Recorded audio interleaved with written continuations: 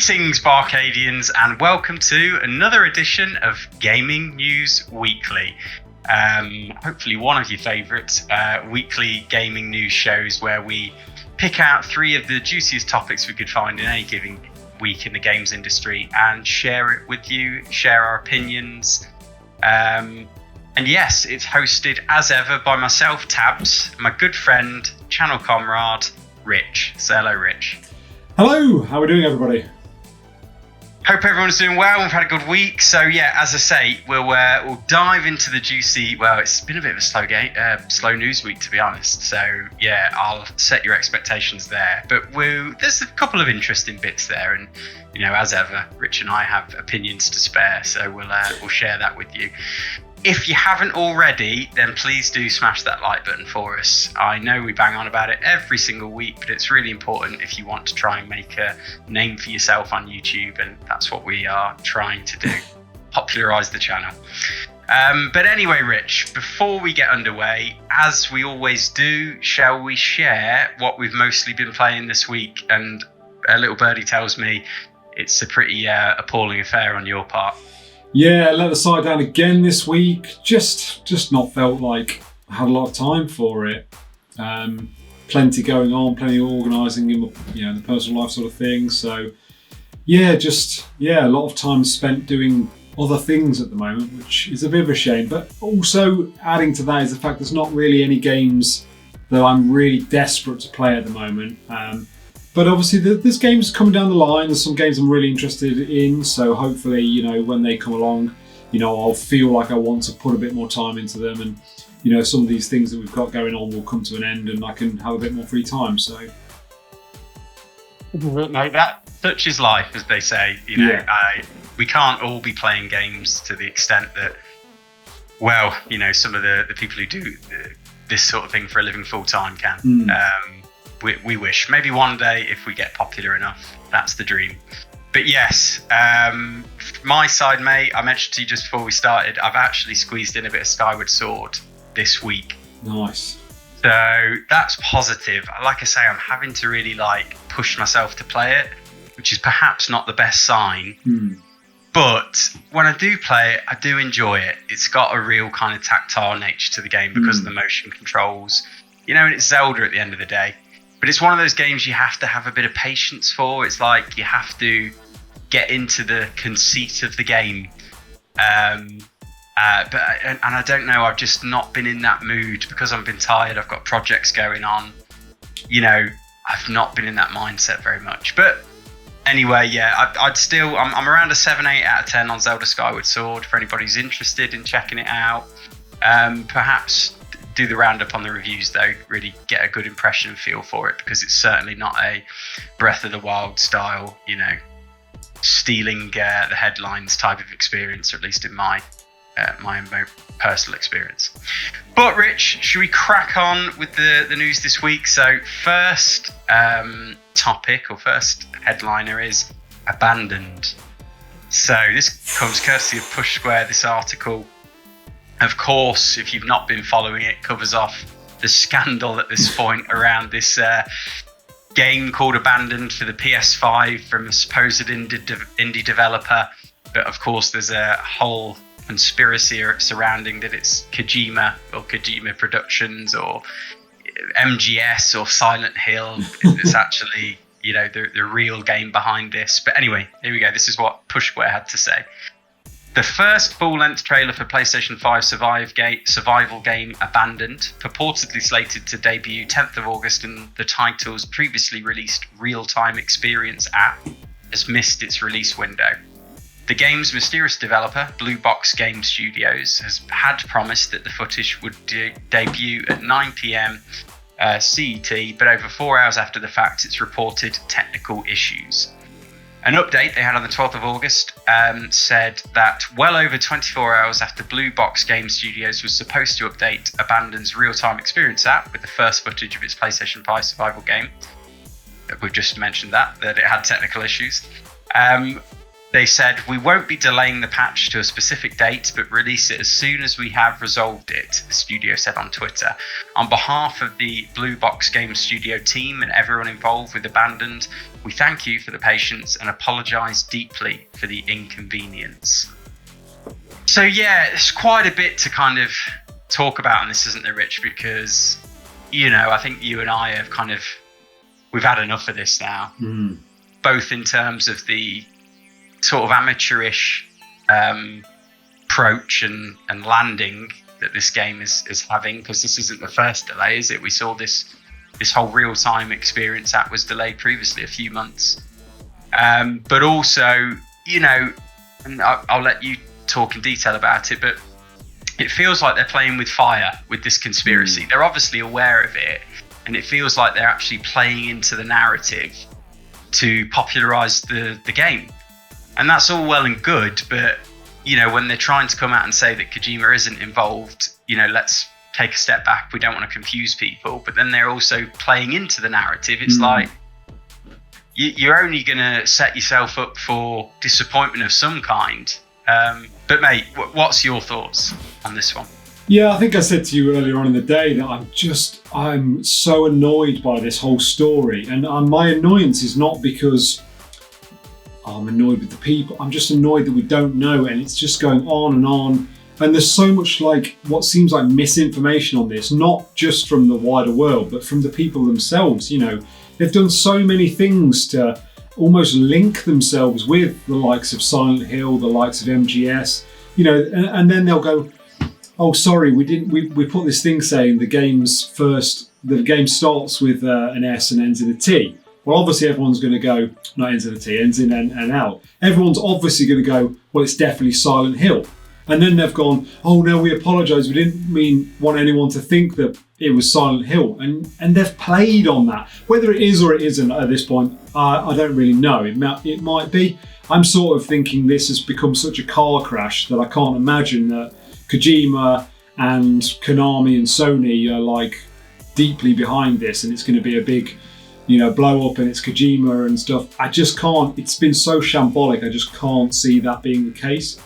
I think the sentiment, mate, it's like, isn't it, when you watch a TV series, but at the end of the TV series, the finale is just crap and really disappointing, and you're left with that sort of feeling like, I put all this energy into it, and I've been following this for so long, and now ultimately it's just a massive disappointment. And I feel like if they don't deliver, and if this isn't MGS Silent Hill or Kojima's involved in some way, it's going to feel a bit like a disappointment, and people are just going to be left cold. But I think absolutely, if it is not Silent Hill, I don't think it's MGS. I just think that would be so unlikely. If it's not MGS, I think everyone will be like, if it's not Silent Hill, or Kojima is in some way involved with this, if it is maybe not Silent Hill, but some sort of horror adventure game or whatever, everyone's going to be like, "Oh, we're not bothered about this game." It's been overhyped now to the point where I don't think it can, even if it delivers on its hype, I think people will be disappointed. Absolutely. And, I don't want them to have a terrible time of it if they are genuinely an indie dev and they're doing the best they can. But then at the same time, they've done themselves no favours with the optics, which they've had control over. Exactly. So, exactly. It's a strange old one. But what was that little thing you said, mate, just before we filmed? You were telling me about there was some story of the games, the leader of the game's development. So I've seen a clip which is on YouTube, which is apparently a leaked telephone conversation between Hassan Karaman, who is the person that purports to be the leader of the Blue Box Game Studios, and another person. And basically Hassan, in this, it could be made up, could be, utter BS, but in this, Hassan is saying to whoever else is on the phone, saying, originally the game wasn't Silent Hill, but the amount of hype that we got around it, we've basically have been approached by Konami and now it is Silent Hill. So the hype has almost generated it being what everyone wanted it to be, which is an interesting thing. In terms of the video, whether it is actually leaked, whether it's faked, I don't know. It's very hard to say. Yeah. From what we know of the story, I mean, it sounds doable, doesn't it? They could basically just rebadge a few things, put a few references in, and then basically claim that it's set in the Silent Hill universe. Absolutely. Because the story itself, isn't too far away from that sort of, those themes that we've come to know from Silent Hill. So, an interesting one. But as you say, Rich, that's totally unconfirmed and based in rumour only at this stage. So. Absolutely. Right, shall I move us on? Please, mate. So, second story is Indie World Presentation, and this comes from Polygon. Nintendo streamed a new Indie World Presentation, the company's series of Nintendo Direct-like indie game-focused showcases, revealing all new Switch games and offering updates on stuff we knew about. It was a lot. There was 7 new Switch indies dropping today on the eShop, with plenty more coming later this year and through 2022. Developed by Team Reptile. Sorry, I've just put this together in a panic. So basically, I've just picked out some of the best games that I think I saw in this particular roundup. So this is going to be a little bit staccato. But yeah, you talk us through some of these games. Absolutely. So developed, first up we've got developed by Team Reptile. Bomb Rush Cyberfunk is a graffiti skating adventure in the style of Sega's beloved and stylish Jet Set Radio games. It's coming to Switch and other platforms in 2022. I love this. It looks like a complete rip-off of Jet Set Radio, and that is exactly what we're looking for. Next up, we've also got coming to Nintendo's console handheld hybrid this holiday season. Loop Hero is a card-based RPG where you build the world for a hero's adventure. Interesting. Shovel Knight, the star and guest star of dozens of games, will explore a new genre in Shovel Knight Pocket Dungeon, a puzzle dungeon crawler from Yacht Club Games and Vine. Interesting. The publisher behind Stardew Valley, Risk of Rain, Starbound and Wargroove has a new role-playing game called Eastward. First announced at an Indie World in 2019, Eastward will let players journey through a society on the brink of collapse and adventure into the unknown. Interesting. That sounds like it's worth checking out. And then finally we have got Axiom Verge 2, the long-awaited prequel to Thomas Happ's Metroidvania Axiom Verge from 2015 is out today. After multiple delays, Axiom Verge 2 hits the Nintendo Switch eShop, as well as PlayStation Store and Epic Game Stores. Cool. We do love a good Metroidvania, don't we, bud? Yeah, we do indeed. But yeah, this one, mate, I mean, we will be very honest. Neither of us have seen this Indie Direct presentation, have we, mate? No, I have. We both have watched the clip of the first game. Bomb Rush Cyberpunk. Yeah, we're all about because that looks mint. Yeah, agreed.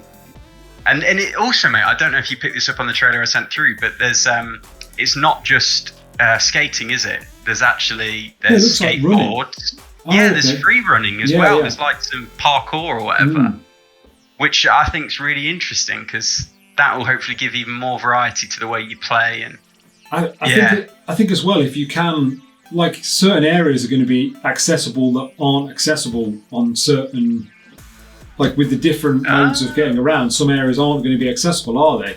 You know, if you're free climbing, you should be able to run and jump to different areas and stuff.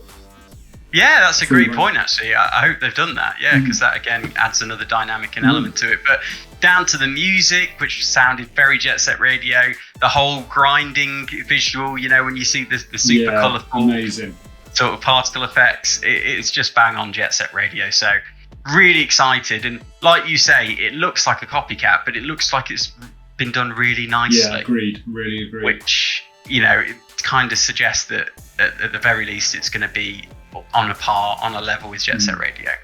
The rest of the games, you know, like you said, that Stardew Valley game Eastward sounds interesting. Don't know a lot about it, but I love the concept there. I suppose it's just good generally though, isn't it, mate, to see that Nintendo still has this kind of indie relationship. They're still supporting those games. They're still helping that kind of side of the industry, because you do see some real gems come out of the indie space. Go on. The one thing I'll say, and I think this is a trend that we're seeing a lot at the moment, is indie developers. You know, when you talk about indie developers, my go-to is like, you know, low scale, small, low budget games that, you know, aren't necessarily on par with some of these AAA games, which, you know, completely understand. But some of the indie games that we're seeing now are incredible. Like the scope of some of these games. Like, for instance, you would say that first game, the name is ridiculous to try and say, Bomb Rush Cyberpunk, that you would say that was on par with a game developed by, you know, a big studio in Sega, wouldn't you? Yeah, absolutely. Well, yeah, it looks the production value of Jet Set Radio, which obviously back in the day on the Dreamcast was some time ago. But yeah, you're absolutely right, mate. I think the tools that these developers have as well these days, you see with the likes of the Unreal Engine. Yeah, you know, absolutely. and the fact that small studios can utilize that sort of software makes such a huge difference that they can really punch above, you know, the boundaries of their tiny little dev teams. Yeah, man in the shed setup. Absolutely agreed. Right, mate, should we move on? Yep, so last up today on the docket, we've got regulation for the games industry. Bit more of a serious story, but you'll see there is a positive angle on it. So this comes courtesy of The Verge. This is what they had to say. Democrats are calling on some of the largest gaming companies to better protect children by extending new UK design rules to children in the US. The regulations could ban companies from selling in-game loot boxes to minors, among other restrictions. In letters to a dozen major games companies, including Blizzard, Epic Games, Microsoft, Nintendo, Riot, Senator Ed Markey, Representative, I'm not saying that right, am I? Is it Republican Kathy Castor and Republican? I don't know. Anyway, some law people pressed executives to extend new UK design regulations to children in the US. And this is what they said. It's imperative that Congress acts with urgency to enact a strong privacy law for children and teens in the 21st century, the lawmakers wrote. As we work towards that goal, we urge you to extend to American children and teens any privacy enhancements that you implemented to comply with the AADC, or the Age Appropriate Design Code. So these are the new UK rules and are set to roll out next month, applying to social media platforms like Facebook and Instagram, as well as games like Roblox and Minecraft. Specifically, the new rules force companies to design their products in the best interests of children, offer stricter privacy settings and policies for different age groups, and restrict nudging techniques often used to encourage users to continue using the service. So, mate, very complimentary story. If you do, BArcadian, stay on top of our gaming news weeklies, you'll know we covered last week about Tencent coming out in China and saying that, you know, they really want to make a concerted effort to improve the way children interact with their video games, should we say. And this, I thought, was a really good thing as well, because they're talking specifically on a design level about video games and how we need to protect, you know, the way, you know, our children interact with them. I've got nephews, you know, my nephew Joe, obviously, got his own video on the channel somewhere if you go and look for it, but you know, he loves his games, but at the same time, you know, we have to remember that children have formative brains, and we need to be very careful with, you know, the sort of what's the word, virtual spaces we create for them, and how it could inform the way they live their real lives and their behaviors in real lives as well. So yeah, suffice to say, great to see, and hopefully again, this is like the beginning of something across the games industry, more regulation, more social responsibility. And I don't know about you, mate, it'd be nice to see it just across social media generally, wouldn't it? Never mind just the children, but let's regulate the social media for the adults as well. Completely agree. I think for me, the worrying trend, I think, in the last few years is like child gamers, they've almost become to the point where they're being exploited by companies, you know, to spend their parents' money or to continue playing. And obviously we don't want to be in a situation where children are being exploited for their time or their money or whatever. So I think it's really good to see that there are plans in place to try and curb this sort of, you know, way in which it is gone to, and it's great to see that not only that over in the West they're sorting it. Sorry, the East. They're also over in America and the UK. They're also doing stuff. So yeah, I think it's good. It's really good. It's good to see some positive change rather than we've covered in the last few weeks a lot of negative things that are going on in the industry. But it's good to see something that's very forward thinking and thinking about people's well-being and stuff. So I'm pleased.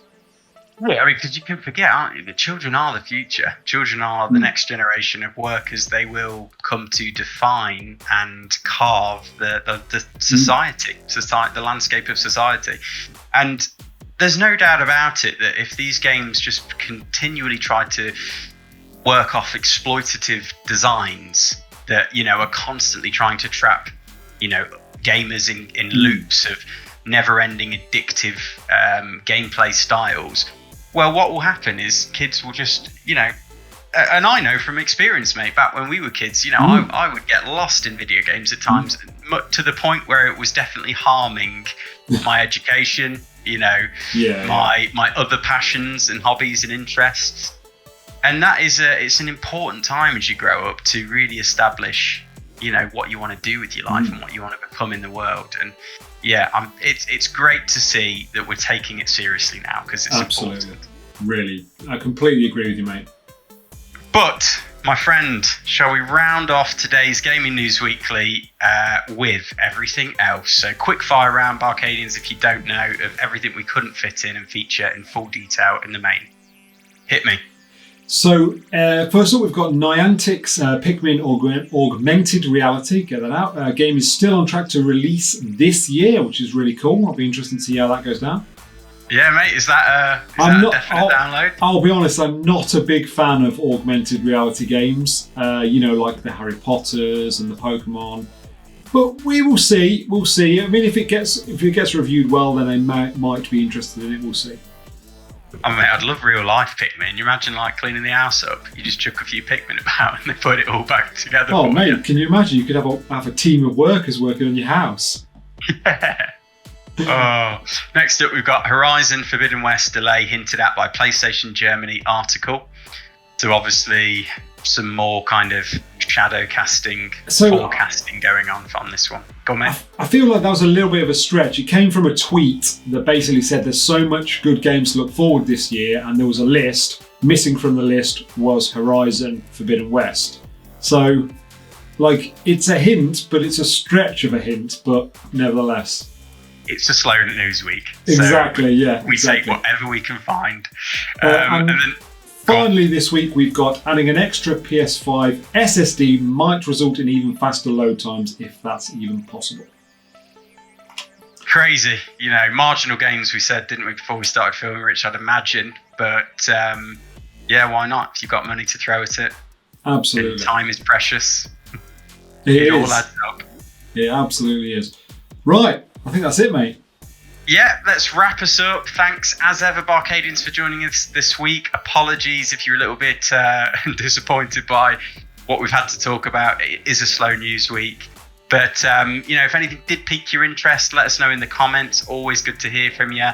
Make sure you subscribe to the channel and you've rang the bell for notifications. And you've already smashed the like button, so I'm not going to tell you to do that again because you've already done it, right? Right. And hopefully we'll see you next week, Friday, 5 p.m. UK time, for another episode of Gaming News Weekly with me, Tabs, and my good friend, Rich. But I think, Rich, that's another one for the archives. Stamped and completed.